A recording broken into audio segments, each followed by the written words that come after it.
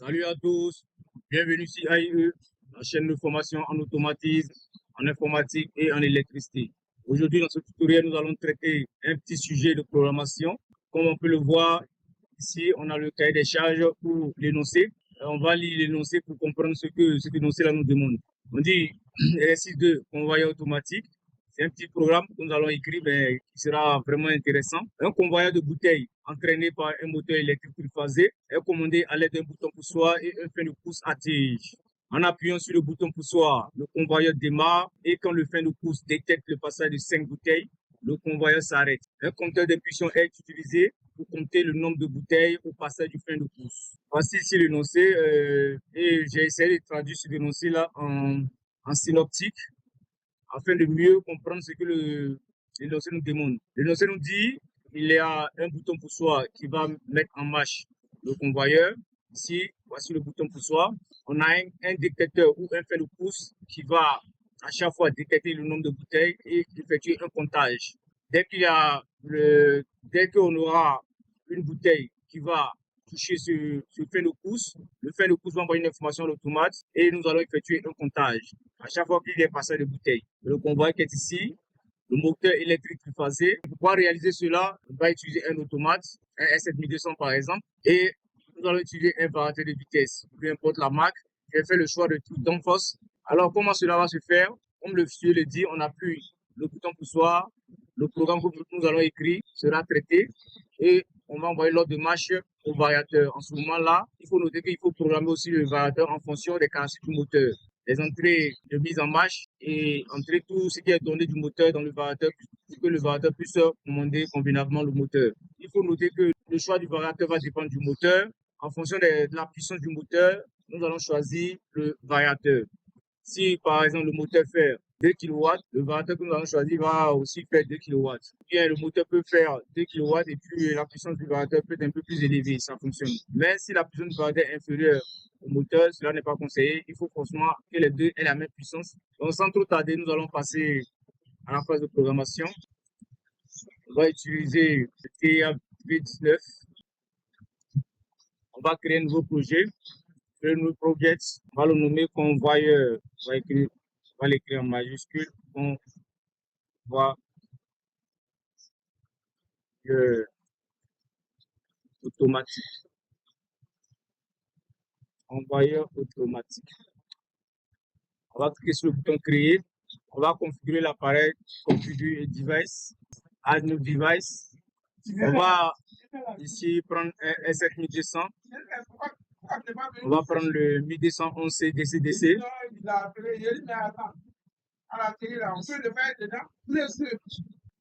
On va prendre cette référence-là. Ajouter. Sinon, lui, il pense que le travail est fait là, on ne peut pas bosser. Ça te parle aussi. C'est normal. Comment quelqu'un va faire? Là, tu parles de ça, tu fais comme que. Je suis le premier à déposer mon pantalon. Voici ici notre automate. Alors, nous allons venir dans bloc de programme. Nous allons ajouter un nouveau bloc. On va utiliser le FB. Le numéro de magasin, on va l'appeler ici convoyeur FB. Donc, on va appeler convoyeur. OK. Alors, voilà. Les gars qui prennent les mesures sont venus. Alors, on va déclarer ici des variables locales, comme l'énoncé nous le dit. On dit un convoyeur de bouteilles entraîné par un moteur électrique phasé est commandé à l'aide d'un bouton poussoir. Donc ici, cette information nous intéresse, le bouton poussoir. Nous allons utiliser un bouton poussoir pour pouvoir démarrer le convoyeur. Donc nous allons déclarer une variable en entrée qui va recevoir l'information du bouton poussoir. Donc ici, BP. C'est un avis de paix. Le gars de trouver son nom. Et ton bouton poussoir marche. On va activer BP Start. BP Start. Cool. On revient encore dans l'énoncé et un fait de pouce à tige. Donc ça, on a une deuxième entrée. Nous allons déclarer encore. Ouais. On va déclarer une deuxième entrée pour le fait de pouce. Donc on va l'appeler FC, fin de pouce tige. Voilà. Le pouce tige, FC tige. Et puis après, le convoyeur démarre. Dans le convoyeur démarre, nous allons créer ici une sortie pour le convoyeur. Le convoyeur, c'est un actionneur. Donc, nous allons ici créer une variable locale à la sortie pour pouvoir activer le convoyeur. L'activation du convoyeur, c'est-à-dire qu'on envoie l'ordre de marche au variateur. Qu'est-ce que ça veut dire? Donc, on va créer une sortie que nous allons appeler, une variable qu'on va appeler convoyeur. Voilà. Maintenant, dans l'énoncé nous dit quand le fin de course détecte le passage de 5 bouteilles, le convoyeur s'arrête. Un compteur d'impulsion est utilisé pour compter le nombre de bouteilles. Donc, on a aussi une autre information, le compteur d'impulsion. Donc, ici, nous allons en statique, ici, on va déclarer une variable avec un compteur. Compteur, on va prendre le ISC compteur. ISC compteur. ISC compteur.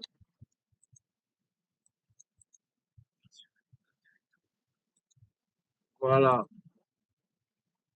ISC compteur. Voilà, on a toutes les informations.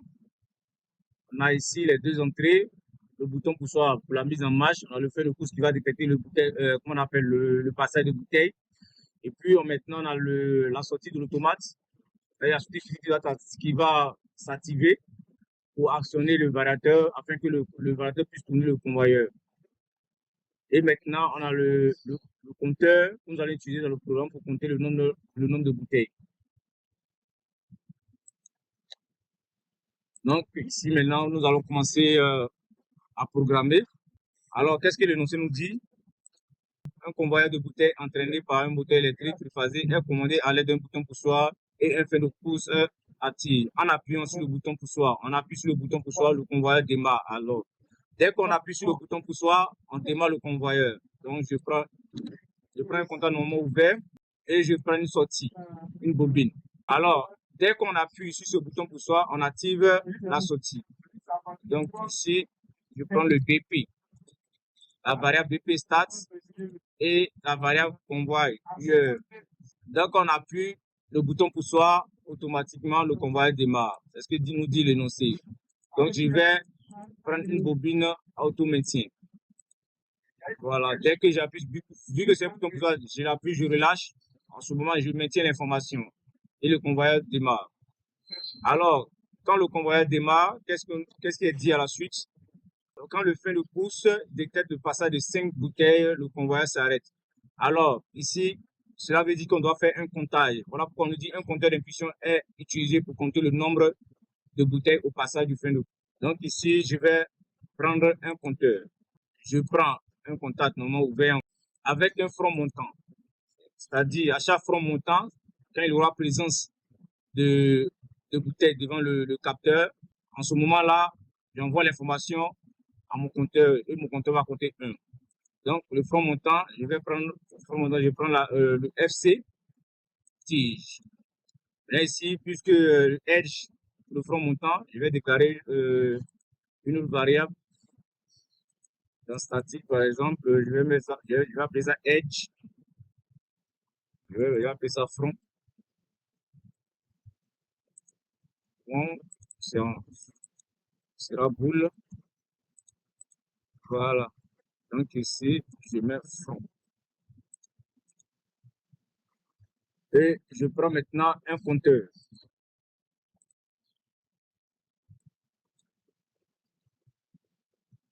Compteur operations. Je prends le compteur CTU. Je vais prendre le compteur en multi-instance. Pour pouvoir, je le prends en multi-instance parce que j'avais déclaré déjà un compteur dans les variables locales. Donc, il faut que je choisisse en multi-instance pour pouvoir utiliser le compteur que j'ai déclaré dans les variables locales. Voilà. Maintenant, ici, je vais définir le nombre d'impulsion à l'entrée, comme on le voit, à l'entrée PV du compteur. Donc, je vais déclarer le nombre d'impulsions, le nombre de comptages. PV ici, je mets 5. Comme le dit l'énoncé, passer les 5 bouteilles, j'aurai 5 impulsions. En ce moment-là, on va arrêter le moteur. Donc, je prends maintenant la variable du compteur, PV, voilà. La variable est définie. Alors, à chaque fois qu'il y aura passage de bouteilles au niveau de ce frein de pouce, le frein de pouce envoie l'impulsion au niveau de l'automate et on fait un comptage. Passage de deuxième bouteille, deuxième impulsion, passage de troisième bouteille, troisième impulsion, passage de quatrième bouteille, quatrième impulsion et passage de la cinquième bouteille, cinquième impulsion. Et en ce moment, automatiquement, on arrête le convoyeur, c'est-à-dire le tapis ne tourne plus, le convoi n'est plus entraîné, le tapis n'est plus entraîné. Est-ce que cela veut dire?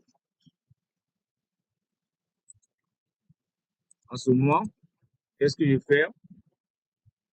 Je vais resetter. Dès que le compteur va compter 5, je vais resetter le convoyeur. Et c'est-à-dire que la bobine est ici. Donc, je prends un compteur normalement ouvert. Je prends une bobine. Je prends la même adresse ou la même variable.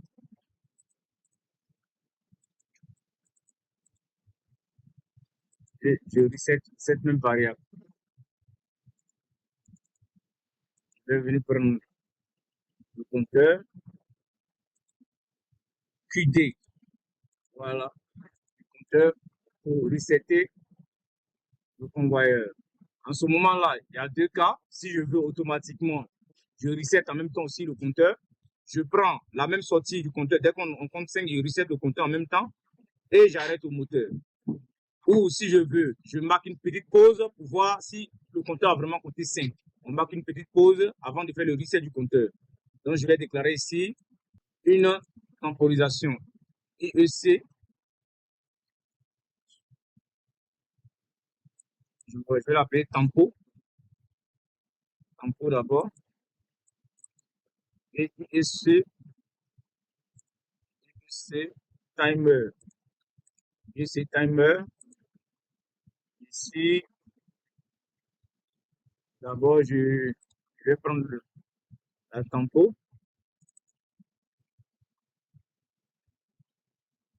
Je prends la tempo. On fait 10. Quand le compteur compte 5, je prends un contact. Normalement ouvert. Je prends ce même contact là. Et sur cette même adresse, je la mets ici, je ferme et je lance la tempo. Timer. Je vais prendre le tonne. Je vais déclarer en multi-instance aussi pour pouvoir utiliser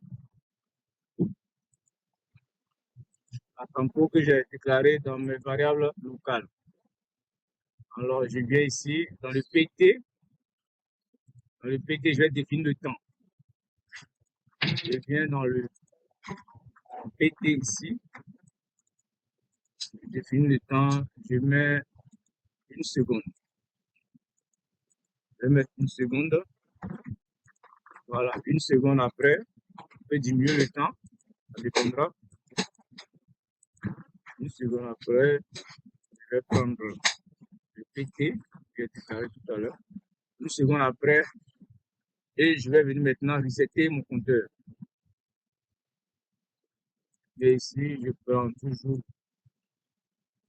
je vais toujours dans la tempo, ici, et je prends la sortie Q pour pouvoir resetter mon compteur. On a fini d'écrire le programme. Donc, on va passer à la phase de simulation. Je vais ici charger le programme dans le simulateur.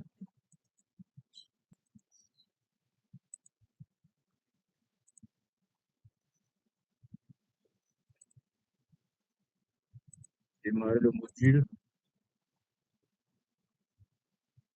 Voilà, je vais appeler le convoyeur dans domaine. Je pourrais faire ça d'abord avant de charger le programme. Je l'appelle ici. OK. Ici, on voit ici les adresses. Le PP Stats, on fait nos courses, puis la sortie. Donc, on vient ici pour pouvoir voir les variables et les adresses de l'automate. L'adresse physique de l'automate auquel on va connecter nos entrées physiques, c'est-à-dire le bouton poussoir et le capteur et la sortie qui va aller enclencher le variateur. On va activer le variateur, faire la mise en marche du moteur. Donc, on a DI6, DQ4, 6 entrées, 4 sorties, adresse entrée, on a le I 0.0.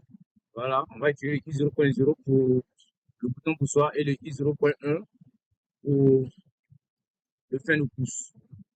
Et puis, en sortie, on va utiliser la sortie Q 0.0 pour activer le convoyeur ou la commande du variateur. Donc ici, on vient dans le programme. On prend l'entrée I 0.0, I 0.1 et puis Q 0.0. Ça, je vais l'appeler bon, variateur, marche variateur, marche.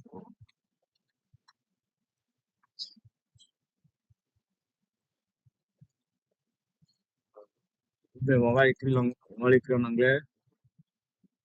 Drive, run. Marche variateur. Ici, je vais l'appeler nommer BP.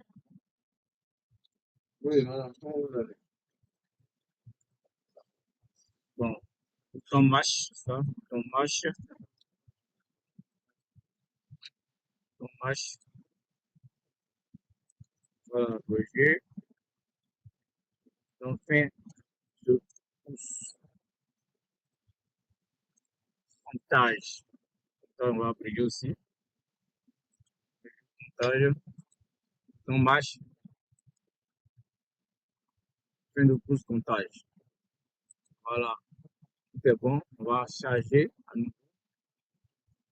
On va charger cette partie.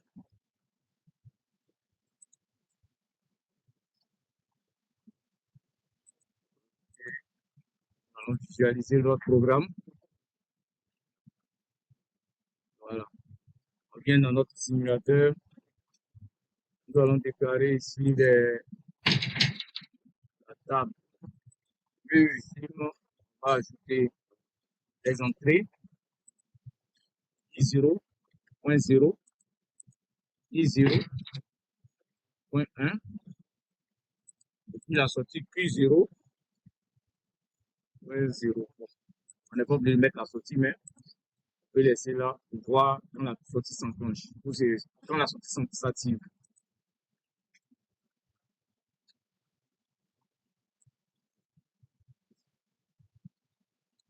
Voilà.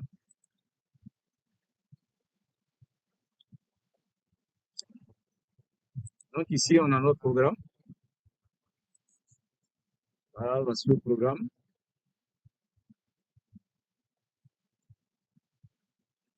Pourquoi le compteur est déjà activé? Oh, c'est normal.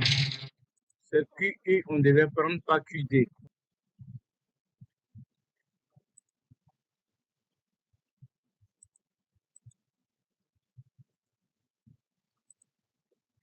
Voilà.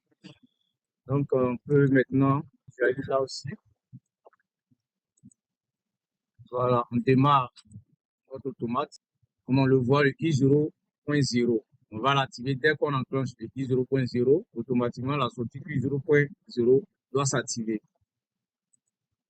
On le voit ici, le I0.0 s'est activé. On le voit aussi dans le programme. Le I0.0 est passé à true, c'est-à-dire que c'est activé. Comme si on appuie le bouton poussoir.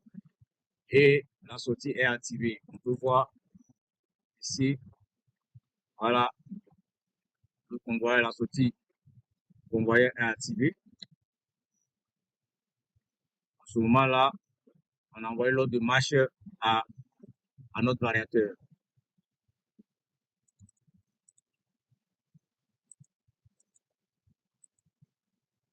Ici, on a envoyé l'ordre de marche au variateur. En ce moment, si par exemple on a placé un potentiomètre où on envoie la consigne pour la référence de vitesse depuis l'automate ou avec un potentiomètre, en ce moment le moteur va se mettre à tourner et le convoyeur sera entraîné. Les bouteilles vont commencer à faire mouvement vers le capteur qui est là, ou le frein de pouce.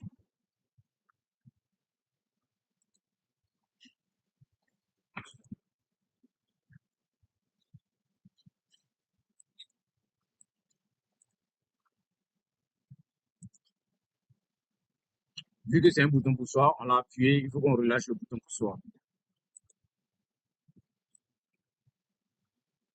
Donc, je relâche le bouton poussoir. Si on voit bien, c'est désactivé, l'entrée est désactivée, mais la sortie est toujours activée vu qu'on a fait l'auto-maintien. On le voit, on a fait l'auto-maintien. La bobine est toujours activée. Ensuite, maintenant, le convoyeur se met à tourner. C'est-à-dire que les bouteilles sont maintenant entraînées. Les bouteilles sont entraînées.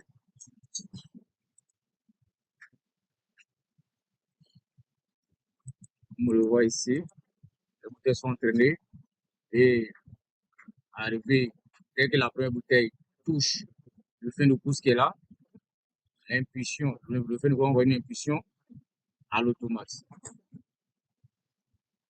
Donc, on considère que la première bouteille a touché le frein de pouce. Alors, l'impulsion arrive à l'automate. C'est ce que nous allons voir maintenant.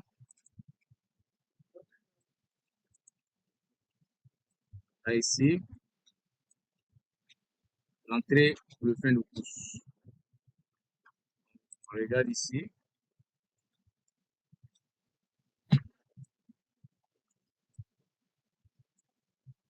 J'appuie le frein de pouce. Si on voit l'entrée activée, c'est comme si il y a passage d'une bouteille. Alors, le compteur compte 1. On regarde le comptage ici. Voilà, le compteur a compté 1 ici. On va appuyer une deuxième fois. Le compteur a compté 2. On va appuyer une troisième fois. Le compteur a compté 3. On va appuyer une quatrième fois. Le compteur a compté 4. Et dès qu'on va appuyer la cinquième fois, automatiquement, nous allons resetter cette sortie-là. Dès qu'on reset cette sortie, le moteur s'arrête. Ou le convoyeur s'arrête. On compte 5. On voit ici, voilà. Et la tampon est lancée. Le compteur va être reseté. Le compteur est reseté. On voit que le compteur est passé à 0. On reprend. On appuie sur le bouton poussoir. Une fois, on relâche. Le convoyeur se met à tourner. On suppose que la première bouteille est arrivée au niveau de notre frein de pouce ou notre capteur. Donc, on va compter 1. On appuie ici. Ça veut dire que la bouteille est arrivée au niveau de notre frein de pouce. On relâche. Ça veut dire que la première bouteille est passée. La deuxième bouteille arrive. Elle est passée. La troisième bouteille passée. La quatrième bouteille passée. Et la cinquième bouteille. On a compté 5 automatiquement. On a arrêté le moteur et la tampon est lancée. On a reseté. On reprend le cycle. On démarre à nouveau. On commence le comptage. Une fois, 2, 3, 4 et 5. On reset. On reprend le cycle. Voilà. Que tout fonctionne bien. Donc, on va s'arrêter là.